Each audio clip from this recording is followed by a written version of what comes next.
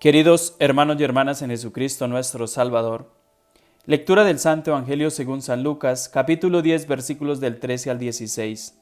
En aquel tiempo Jesús dijo: Ay de ti, ciudad de Cosaraín, ay de ti, ciudad de Besaida, porque si en las ciudades de Tiro y de Sidón se hubieran realizado los milagros y prodigios que se han hecho en ustedes, hace mucho tiempo que hubieran hecho penitencia y se hubieran cubierto de sayal y de ceniza.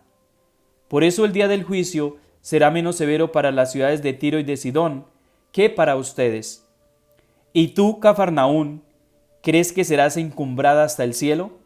No, serás precipitada en el abismo. Luego Jesús dijo a sus discípulos: El que los escucha a ustedes, a mí me escucha. El que los rechaza a ustedes, a mí me rechaza. Y el que me rechaza a mí, rechaza al que me ha enviado. Palabra del Señor. Gloria a ti, Señor Jesús. Queridos amigos y familiares en Jesucristo nuestro Salvador, hoy Jesús nos presenta este hermoso Evangelio y nos invita a reflexionar sobre la conversión. Pero a mí personalmente me gusta este Evangelio, cómo Jesús termina el Evangelio, cómo Jesús les habla a los discípulos. Y este Evangelio también es para cada uno de nosotros, como Jesús hoy nos habla a cada uno de nosotros y nos dice: el que los escucha a ustedes, a mí me escucha. El que los rechaza a ustedes, a mí me rechaza. Y el que me rechaza a mí, rechaza al que me ha enviado. ¿Qué significa estas palabras de Jesús? Que cada vez que prediquemos el Evangelio, cada vez que nos dediquemos a predicar el Santo Evangelio de Jesús, cada vez que nos dediquemos a predicar el reino de Dios a los hombres o a las demás personas, a nuestros hermanos y hermanas, es Jesús mismo el que está hablando por nosotros. Es el Espíritu Santo el que nos está empujando a que prediquemos el Santo Evangelio a nuestros hermanos y hermanas. Por eso no debemos tener miedo de hablar de Jesús, de predicar el Evangelio. Y Jesús le dice a los discípulos, pero estas palabras también son para cada uno de nosotros, que debemos predicar el Evangelio, que quienes nos escuchan a nosotros, escuchan directamente a Jesús, porque Jesús nos ha escogido. Jesús es el que nos ha escogido para que nos dediquemos a predicar el Santo Evangelio a todo el mundo. Entonces, Jesús envía el Espíritu Santo y el Espíritu Santo mueve nuestros corazones para que nos dediquemos a predicar el Evangelio. Y estas palabras no únicamente son para los sacerdotes y los misioneros o los pastores o las pastoras, sino para todos, para cada uno de nosotros, que no tengamos miedo de predicar el Santo Evangelio todos los días, con nuestra boca y con nuestro cuerpo y con nuestro comportamiento, con nuestro actuar. Debemos predicar el Santo Evangelio. Hemos escuchado muchas historias de personas que andaban caminando por las calles como muertos en vida. Personas que gastaban sus días, sus horas en cosas que no valían la pena. Personas que estaban sucumbidas en el pecado. Sin embargo, un día, por alguna razón, por alguna experiencia, por alguna circunstancia, cambiaron de forma de vida. Antes eran borrachos y ahora no, ¿cierto? Antes eran borrachos y ahora no. E inclusive hablan a otros de cómo dejar el alcohol. Antes eran adictos a las drogas y ahora ayudan a otros a salir de la adicción de la droga. Antes criticaban, juzgaban, peleaban, humillaban y ahora son personas de paz y son muy amables y hablan de Dios, ¿cierto? Antes eran personas que se dedicaban a hacer el mal y ahora han cambiado todo ese dolor, han cambiado todas esas lágrimas, las pasaron a sonrisas. ¿Por qué? Porque han aceptado a Jesús, a Dios en el corazón. Pasaron de la muerte a la vida. Y esto es lo más hermoso de ver cómo una persona se convierte. Cuando conocemos a alguien así, solemos decir se convirtió. Pero debemos preguntarnos, ¿qué es la conversión? La conversión es una luz que ilumina, que permite ver con claridad aquello que el corazón más desea. La conversión es un encuentro consciente con aquel que me busca y que se revela, con aquel que se muestra y me demuestra su grande y personal amor, que es Jesús, que es Dios. La conversión no es un momento pasajero en la historia de mi vida. La conversión es una decisión libre de cada día de seguir a Jesús, que se ha mostrado y que se ha revelado, y que Dios, a través de Jesús y a través del Espíritu Santo, mueve mi corazón para que yo hable de Jesús.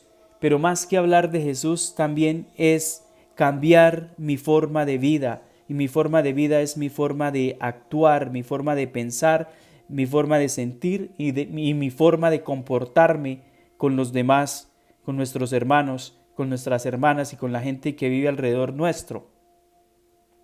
Sin embargo, ante esta revelación, ante esta demostración de amor, se encuentra una respuesta que exige un cambio, que podemos libremente escuchar, libremente aceptar o libremente rechazar.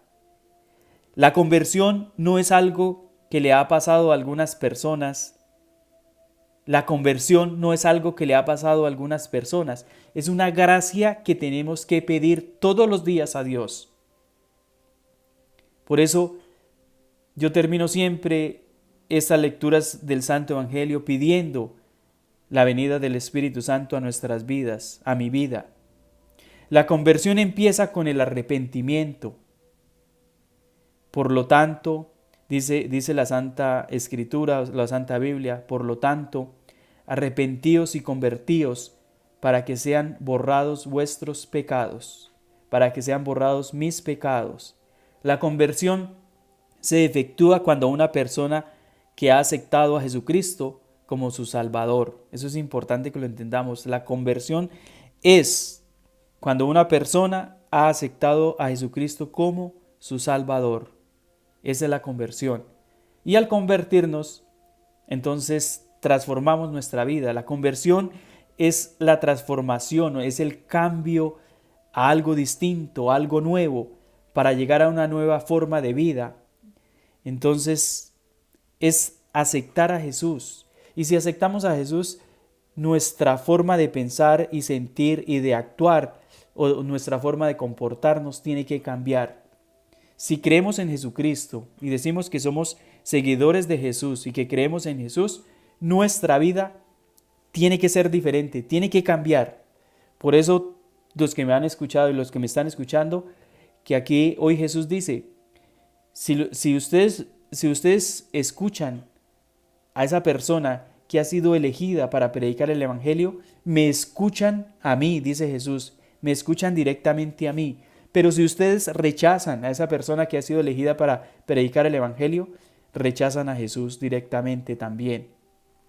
Entonces, nosotros, algunas personas como misioneros, sacerdotes, pastores, etcétera, algunos líderes religiosos, hemos recibido específicamente esta misión de predicar el Evangelio. Pero no solo esa misión es para estas personas, esa misión y esa responsabilidad es suya también. Pídale al Espíritu Santo, pídale a Dios, pídale a la Santísima Trinidad, Padre, Hijo y Espíritu Santo, que entren en su ser, en su corazón, en su mente. Pídale a Dios que envíe el Espíritu Santo, llene su ser, su corazón del Espíritu Santo para que lo mueva, la mueva a predicar el Santo Evangelio sin miedo, para que convierta su corazón y para que cambie su forma de pensar, de sentir y de actuar y de comportarse con sus hermanos, con sus hermanas. La conversión tiene algunos pasos, ¿cierto? Primero, el primer paso es el reconocimiento del pecado, es reconocer que estamos mal, que estamos en pecado, que estamos actuando mal. Es cuando estamos caminando en el valle de la oscuridad, es cuando estamos caminando en el valle de la muerte. Ese es el pecado. Siendo conscientes de que estamos en el pecado, de que somos pecadores, el segundo paso es el arrepentimiento. Debemos arrepentirnos, y un arrepentimiento de corazón. Y el tercer paso es la confesión de ese pecado. Es confesar ese pecado a Dios.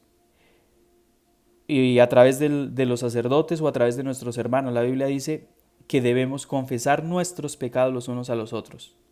Por eso es importante el sacramento de la reconciliación o de la confesión. Y el sacerdote tiene este poder de perdonar los pecados.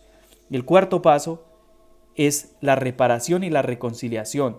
No solo es pedir perdón y no solo es arrepentirnos de lo que hemos hecho, sino que debemos reparar aquel daño causado.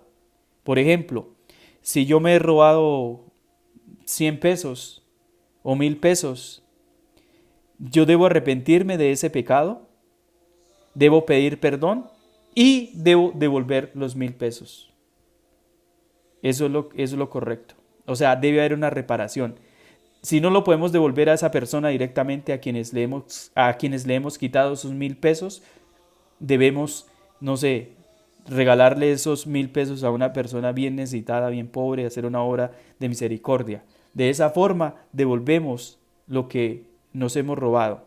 Ese es un ejemplo, pero hay muchas formas de reparar. De eso se llama reparación y también se llama justicia. Hay muchas formas de hacerlo.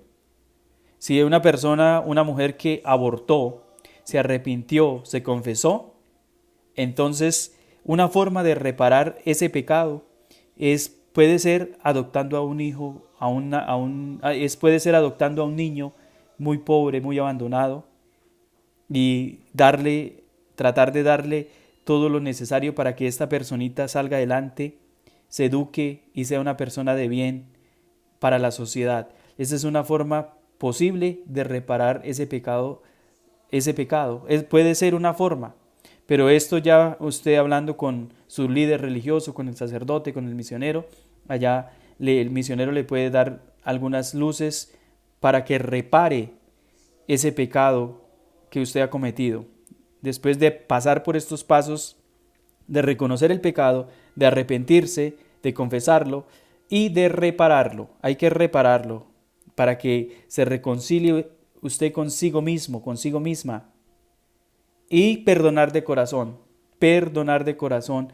Primero, perdonarse a sí mismo, perdonar que Dios le perdone, que se perdone usted mismo, usted misma, y pedir perdón a la persona que ha ofendido. Y si no lo puede hacer directamente, entonces hay otras formas de hacerlo indirectamente, que se puede pedir perdón y que se puede reparar este pecado, esta falta.